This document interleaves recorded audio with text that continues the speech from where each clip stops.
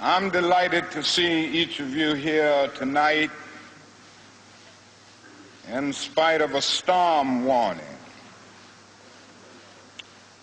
You reveal that you are determined to go on anyhow.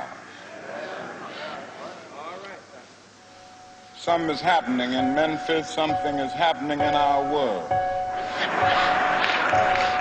Earlier, while on the phone with Coretta, he told her he wasn't even gonna speak tonight. I don't think I'm gonna speak tonight. When Ralph called him and told him that the people were looking for him, Okay, alright. he said, alright. So he spoke of choosing his time to live, sanitation workers sneezing and being with God.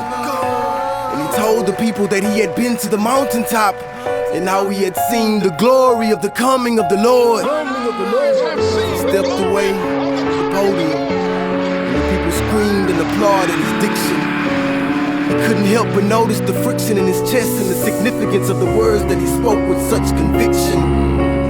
The gloomy predictions that he had set before himself, they just kept swirling around in his brain as they each loaded themselves back into the limousine and they headed back to the Lorraine. So heavy like bricks, he was in room 306 that he dealt with the pain. And he did that by focusing on the poor people's campaign. It was the reason why he had came again. That night he fell asleep to the sound of rain. The next day when he awoke, he remembered the words he spoke. But the mission was to make the rally everything that they had hoped.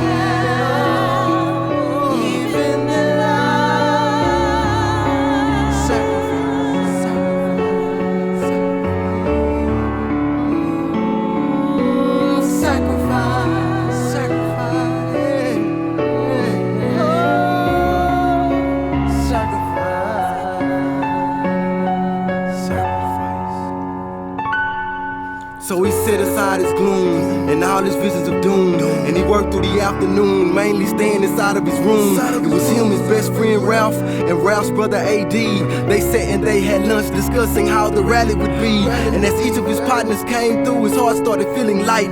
And when Andrew came through the door, they had a pillow fight. And though he did not know who to trust with all the pressure on his mind, he still found the time to let his smile shine. After that, he reminded all of them that they were gonna have dinner that night at Billy Kyle's house, and they proceeded to all get right. Then at about 5:45 in front of room 306, that's when he saw Jesse and he told him he wasn't dressed quite right. And Jesse said he ain't need a tie, all he needed was his appetite.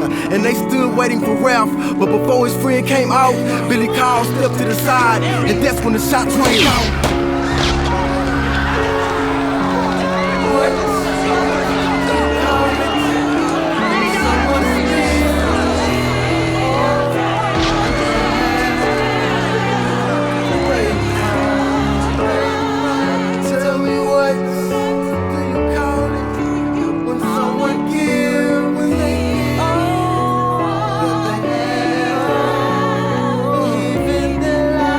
Everyone began to panic and started pointing in different directions, trying to pinpoint where the sound had come, where the bullet had flew from the weapon. He had a hole under his chin, and out came running Ralph, and knelt down by his friend and placed his head on his lap. And he told him everything would be alright, though he knew that it was bleak. And Martin tried to talk, but Martin could not speak. And over him stood Merrill McCullen, an undercover cop. And to this day we do not know who was responsible for the shots. Yeah, they say James Earl Ray, but it could have been the coppers. And even more disturbing, it could have involved his partners, helping out the government with a military shooter. CIA, FBI, headed by J. Edgar Hoover. On April 4, 68, they shot down the king. But I'm saying this to let you know that they could not kill his dream. And though some out there may be blind and cannot see the process, I made a vow to my community to keep the revolution in progress. And I appreciate your selflessness, what you gave through your death. And tell me, what do you call it when a man gives up his breath? And what greater love does a friend have when he gives his life for the people that he loves? There is no greater sacrifice.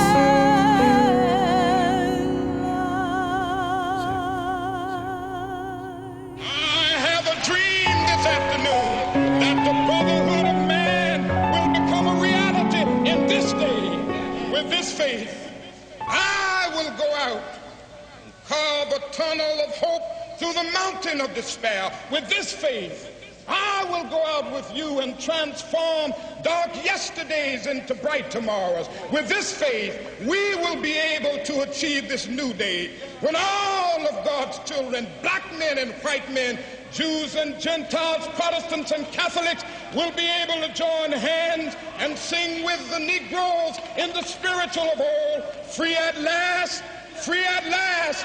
Thank God Almighty.